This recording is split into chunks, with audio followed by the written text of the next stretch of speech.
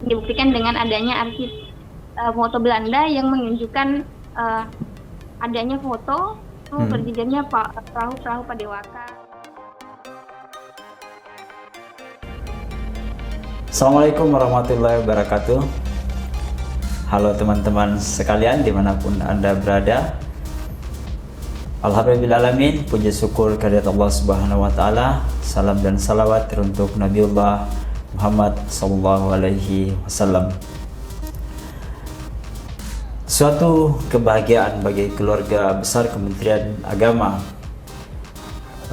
khususnya di Sulawesi Barat, bahwa pada penghujung tahun ini dan seakan menjadi kado yang terindah untuk Kementerian Agama yang akan memperingati hari lahirnya pada tanggal 3 Januari 2022 nanti yang ke-76.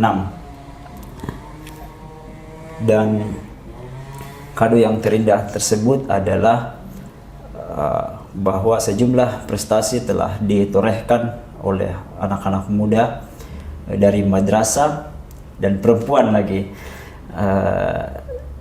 dan alhamdulillah pada pagi hari ini di kabar madrasah saya telah terhubung dengan Nur Si Fatmah, seorang peraih nominator siswa inspiratif dari Kementerian Agama tahun 2021. Nur Si Fatmah kini telah bergabung melalui sambungan Zoom. Assalamualaikum Fatmah. Waalaikumsalam. Nur Si Fatmah, saya panggil Nur, panggil Sipa atau panggil Fatmah? Fatmah. Oh, panggil Fatmah. Iya, apa kabar Fatmah? Alhamdulillah baik. Baik. Ya, salam dan salawat untuk Nabiullah Muhammad SAW sebagai sebaik-baik contoh dan teladan bagi kita sekalian. Pemirsa Kamal Madrasah, pertama kita tentu mengucapkan dirgahayu dan selamat ulang tahun buat Kabupaten Polewali Mandar yang usianya semakin menanjak dewasa dan semoga semakin jago. Fatmah, saya juga agak gimana gitu melihat melihat video kamu kemarin, kemudian membaca berita bahwa kamu berhasil memenangkan atau masuk dalam nominator siswa inspiratif. Tapi sebelum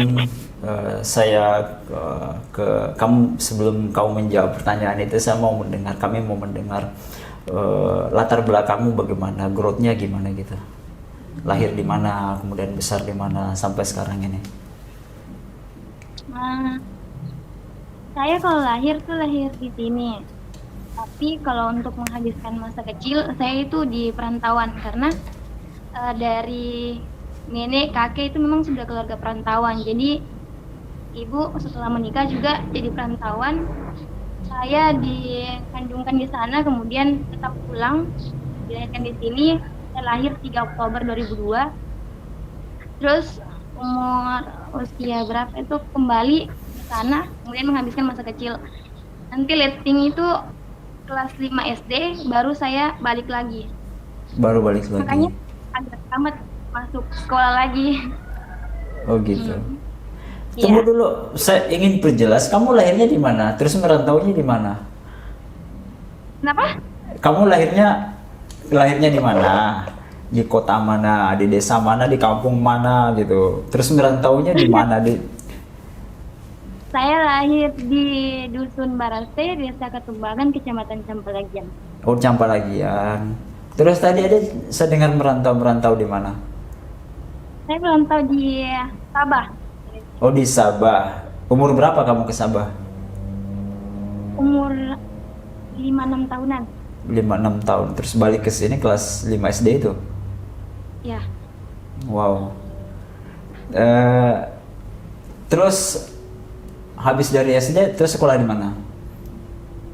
Saya lanjutin sekolah di SDN 031 di Desa Ketumbangan. Tapi pindah lagi ke SDN 055 Intres Pasairang, kemudian ujian di sana. Berarti ada 3 SD ya? Karena sebelumnya SD di Sabah juga? Enggak, kalau di Sabah enggak berpendidikan karena untuk menambah pendidikan di sana itu aksesnya jauh. Oh begitu. Jadi langsung kamu masuk SD di di Polmas, di Polman, terus apa namanya SMP atau Sanawiyah? SMP. SMP, terus masuk ke Man 1 Polwali Mandar. Kenapa pilih madrasah bukan SMA? Nah ini waktu SMP tuh saya aktif kegiatan pramuka. Jadi saat itu kalau nggak salah itu pramukanya man lagi jaya-jayanya. Jadi kelas 2 SMP tuh saya sudah target bahwa saya harus masuk di Man 1. Target saya harus masuk di Man 1. Pokoknya tuh percaya diri tanpa yang lain teman-teman itu sediakan 3 formulir. Formulir saya cuma mantok. Saya percaya diri bahwa saya bisa masuk di mana. Dengan karena tertarik dengan eskul pramukanya itu. Terus saya juga kamu lihat di profil kamu itu kan saya kan cari-cari tadi di Instagram kamu. Kamu bendahara OSIS ya kalau tidak salah OSIM. Terus aktif di pramuka juga. Coba ceritakan aktivitas kamu. Saya pada saat pandemi itu Pak wali kelas sempat bilang begini. Kan saya sudah ngeluh, Bu, pengen masuk sekolah. Udah Fatmin tuh di rumah saja dulu. Iya. Karena itu di madrasah paling sibuk. Di anak man itu ada kata-kata yang populer. Pergi sunrise pulang sunset. Jadi berangkat pagi-pagi, nah kan pulangnya anak petang. Iya. Ya. OSIS itu paling terlambat jam 7 pagi, jadi sebelum jam 7 pagi, apalagi kita orang-orang jauh, pasti selalu duluan di sekolah. Nah, pagi-pagi pulang maghrib, jadi sampai di rumah itu habis maghrib. Begitu terus. Saking banyaknya, saya tidak banyak organisasi, tapi organisasi yang saya pegang itu organisasi yang lumayan sibuk. Satu LPM, Lembaga Pers Madrasah. Dan yang paling kamu suka itu apa di antara itu? Saya di Lembaga Pers. Lembaga Pers. Ya. Kalau di Lembaga Pers kamu dapat ilmu apa gitu di sana yang paling kamu suka? Nah, di Lembaga Pers itu setiap tahunnya sebelum pandemi itu ada pelatihan jurnalistik. Nah, di pelatihan jurnalistik itu ada nulis berita, cek video, jadi reporter, jadi semua dipelajari. Jadi saya aktif di bagian reporter, pemimpin redaksi yang atur bagaimana teman-teman yang turun untuk meliput. Oh iya. Oke, Fatma. Selanjutnya pertanyaan saya itu ke penghargaan Menteri Agama yang kemarin. Itu gimana ceritanya kamu bisa dapat itu? Sebenarnya ndak ada yang untuk bilang target bahwa kita akan ikut Madrasah Award. Jadi itu semua akumulasi dari kegiatan-kegiatan sebelumnya. Penghargaan yang pernah saya dapat, kejuaraan yang pernah saya dapat, kemudian dikumpulkan kembali, kemudian disambungkan dengan latar belakang kehidupan saya. Kemudian ternyata masuk sebagai nominator. Kira-kira apa yang membuat kamu bisa masuk nominator itu? Rasa-rasanya apa gitu yang membuat kamu beda dengan yang lain? Ya, yang membuat beda saya rasa kehidupan sehari-hari saya, karena banyak siswa yang bisa berprestasi tapi mereka punya penunjang, mereka punya sarana prasarana yang cukup dari orang tua, sedangkan saya apapun itu semuanya serba mandiri, berangkat sekolah mandiri, ikut kegiatan mandiri. Kadang keluarga hanya tahu ketika saya sudah juara, oh ternyata itu anak juara lagi. Jadi apa-apa semuanya saya lakukan sendiri. Tunggu, memangnya kamu di rumah tinggal dengan siapa? Saya berdua dengan adiknya. Oh wow, berdua, seperti yang di profil yang di YouTube itu ya. Dan terus terang, iya yang di video itu, terus terang saya sempat nangis loh Fatma lihat video itu, sempat terharu. Gimana ya susahnya ngurus. Kamu adikmu kelas berapa itu? Sekarang sudah kelas 1 MTS. Di MTS. Terus kamu masaknya sendiri? Masak sendiri. Ah, masak sendiri, kemudian tidurnya berdua gitu dengan adik. Wah, Sudah berapa lama kamu jalan itu? sejak kelas 2 SMP. 2 SMP. Berarti Sudah mandiri. sudah mulai 4 tahun ya, sudah 4 tahun ada ya. Eh, terus kemarin ke Jakarta itu perjalanan yang pertama ke Jakarta atau sudah beberapa kali? Pertama. Pertama kali. Gimana rasanya? Kalau mungkin untuk orang-orang yang punya mungkin alasan saya untuk bisa berprestasi itu lumayan lucu karena kemarin pada saat saya terima undangan saya nggak fokus ke madrasah awardnya, tapi saya fokus ke biaya tiket dan sebagainya. Oh ternyata saya bisa naik pesawat dengan gratis. Itu yang bikin terharu karena jujur salah satu motivasi untuk ikut kejuaraan itu karena saya punya mimpi bahwa saya akan bisa naik pesawat tanpa biaya sedikit pun. Saya bisa berpergian keluar kota tanpa biaya sedikit pun. Jadi benar terwujud di kelas 12 ini. Bahwa saya bisa ke Jakarta tanpa biaya peser pun. Alhamdulillah. Kamu berapa lama di sana? 3 hari. 3 hari. Sendiri? Enggak, ada guru yang damping. Siapa beliau? Bapak Imam Sugiarto. Oh, Bapak Itu Imam. pemimpin Madrasah Award karena kan ada 4 video. Yang itu 1. Oh gitu.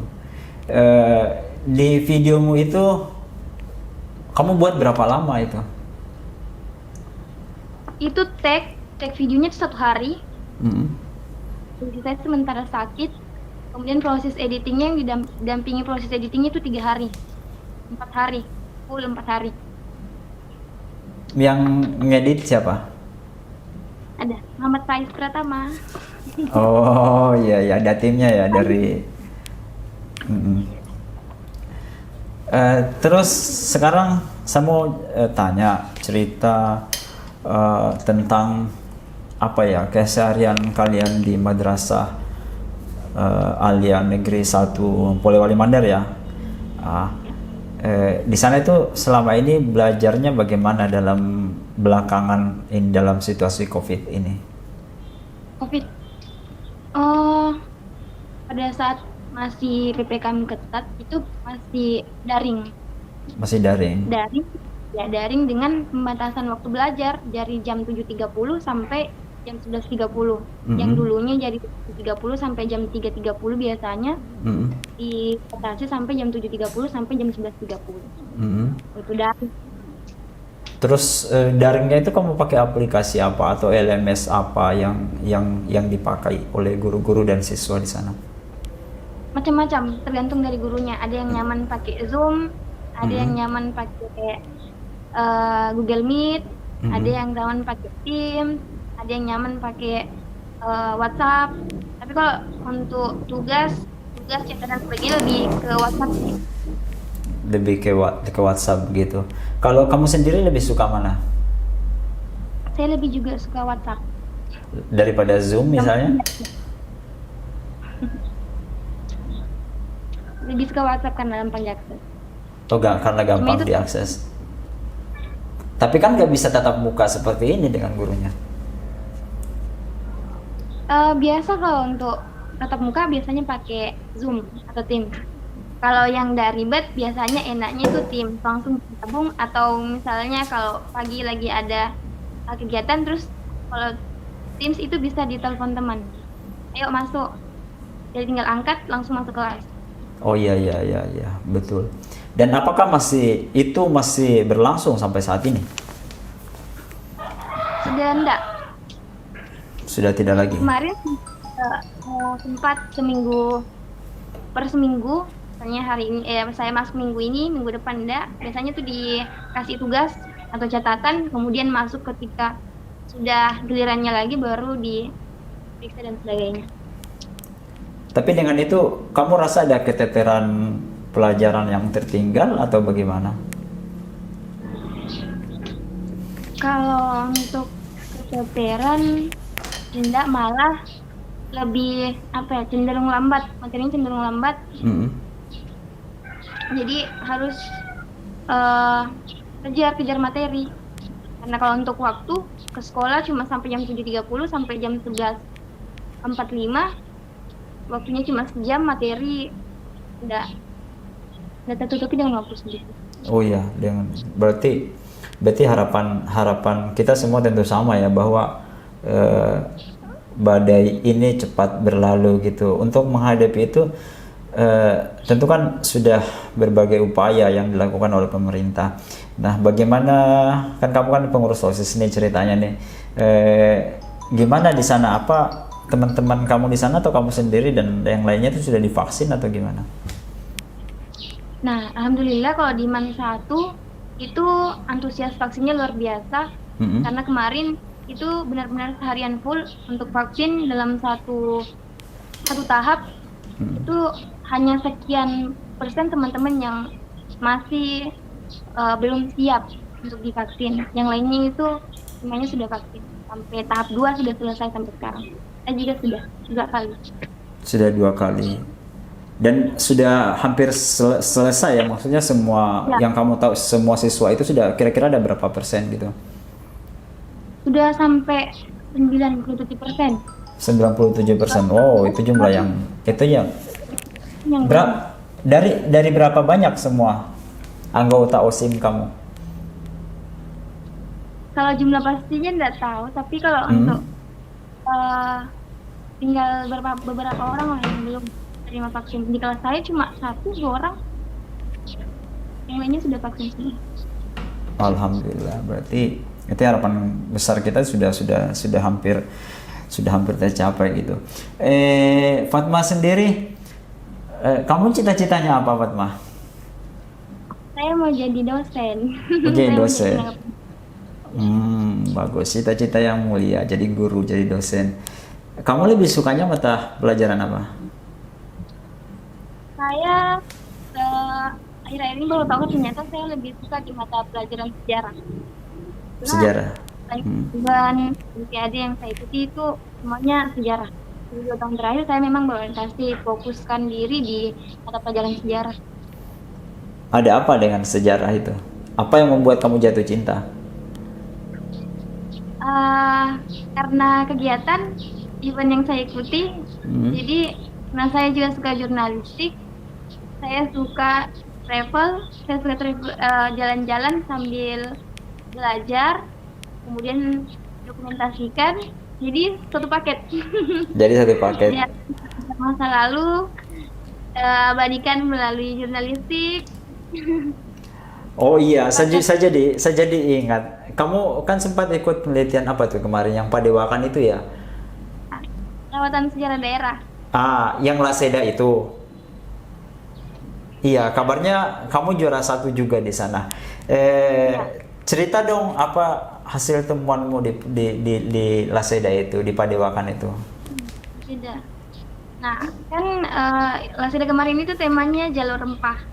Jadi kalau berbicara jalur rempah, pasti orang mengatakan, oh Makassar pernah menjadi jalur titik rempah. Nah, padahal di Majene, itu pelabuhan Majene itu juga pernah menjadi titik rempah walaupun tidak besar, yang disinggahi oleh perahu Padewakan. Itu dibuktikan dengan adanya arsip foto Belanda yang menunjukkan adanya foto berjejernya perahu Padewakan dan juga adanya orang-orang Mandar yang sedang membuat perahu Padewakan. Nah, selain itu juga ada Kampung Lanu, bahkan beberapa teman peserta Laseda itu tidak tahu bahwa daerah Mandar itu punya menjadi penghasil layar perahu yang khas Indonesia, biasanya pakai bahan karoro. Itu yang kualitas paling bagusnya itu dihasilkan juga di Mandar. Di Kampung Lanu, itu di Desa Gatungan, Kecamatan Campalagian.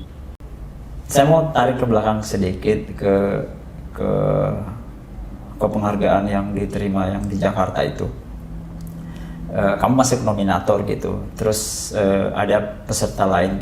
Saya mau tanya, peserta lain yang dapat nominator bahkan dapat juara itu itu mereka gimana ceritanya? Apa yang membuat mereka masuk ke nominator itu juga? Tentu kan kamu biasa ngobrol dengan mereka atau nonton video mereka, minimal ketemu Nah, mereka di hotel gitu. nah, pada saat di hotel itu peserta atau siswa itu cuma hadir 3 orang, cuma saya yang nominator 3 orang. Jadi kita Mm-mm. enggak pernah ketemu. Nanti di acara puncak acara baru lihat oh jadi nominator, ini nominator. Kalau Mm-mm. untuk yang runner up juga itu dia apa ya? Karena kan hanya sedikit cuplikan yang ditampilkan. Mm-mm. Dia berasal dari man berapa ya? Berasal dari Jawa Tengah lah, dari Mm-mm. Jawa Tengah. Kemudian kalau yang pemenang itu ketua OSIS di MTSN Model Samarinda. Kemudian prestasi tertingginya dia pernah menjadi runner up salah satu kejuaraan di Beijing, Wow, internasional. di internasional. Dan Mercy Fatma sekarang sudah kelas 3. Iya, tapi mudah-mudahan deh besok di UNM masih dapat prestasi yang lebih jauh lagi ya, karena atau masih akan mengejar sejumlah prestasi selama kurun waktu beberapa bulan lagi di madrasah. Kalau kejar lagi enggak kejar, maksudnya kalau misalnya ada, Mm-mm. saya masih akan ikut.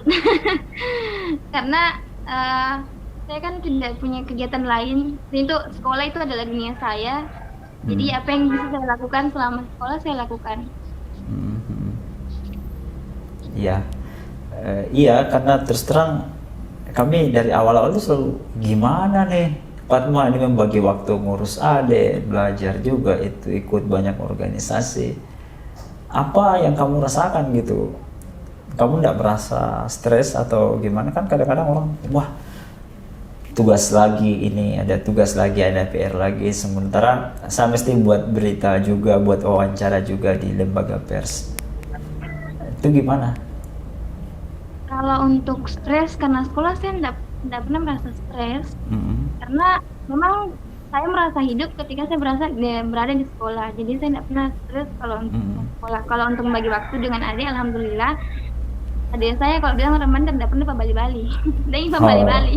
ah, Enggak nurut. Alhamdulillah saya nurut.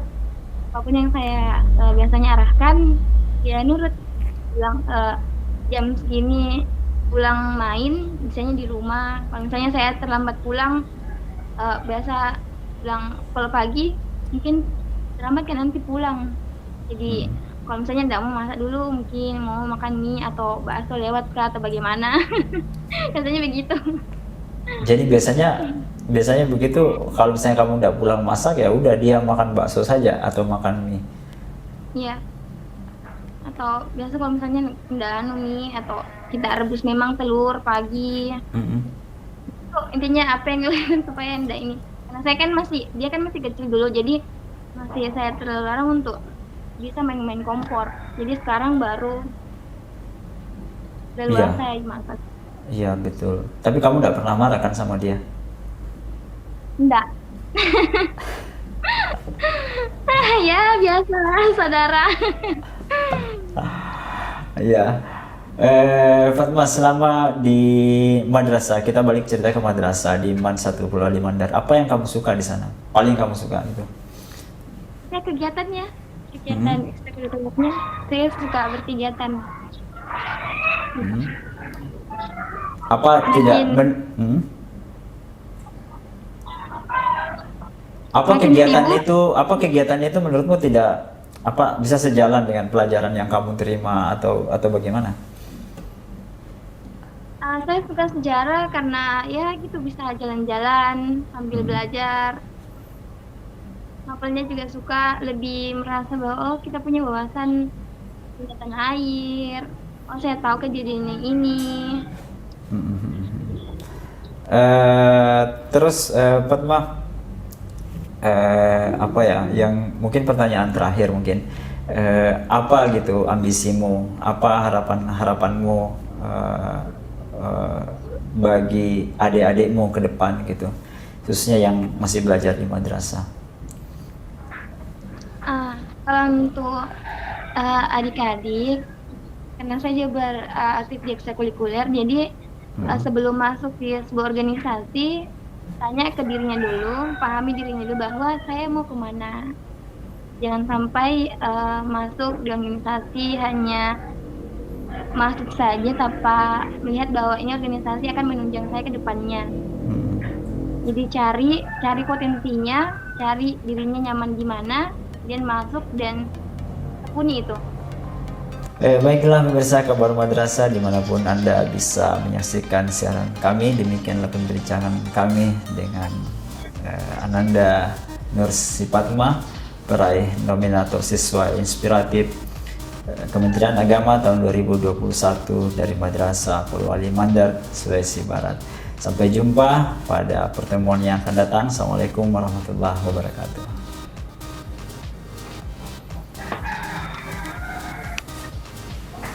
Thank you Fatma.